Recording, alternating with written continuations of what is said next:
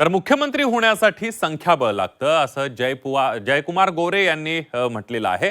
जय पवारांच्या विधानावर जयकुमार गोरे यांनी टोला लगावलाय। सर्व चर्चा निरर्थक आहे असं जयकुमार गोरे म्हणाले। 2029 साली पण भाजप सरकार येणार असल्याचा विश्वासही गोरेंनी व्यक्त केलाय।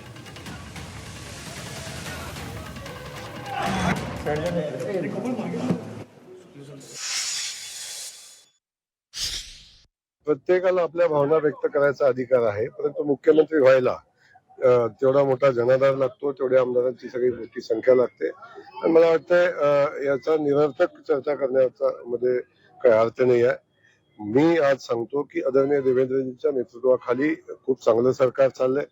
ते 2019 साली आलतं, 2014 साली आलतं, 2024 साली आलंय आणि आदरणीय देवेंद्रजींच्याच नेतृत्वाखाली 2029 ला पण सरकार भारतीय जनता पक्षाचं येईल। ठीक आहे, आता विचार व्यक्त कोणी कोणाचे काही करू शकतो, त्याबद्दल काही दुमत नाही आहे की त्यांना विचार व्यक्त करायला कोण रोखू शकत नाही आहे। जे आता मुखातून शब्द निघून गेलेत ते काय परत असे काय येत नसतात, परंतु त्यांना आता त्यांचं आई परवा निवडून आली आणि चांगल्या मताधिक्याने निवडून आल्यात, हे आपण सगळ्यांनी पाहिलं।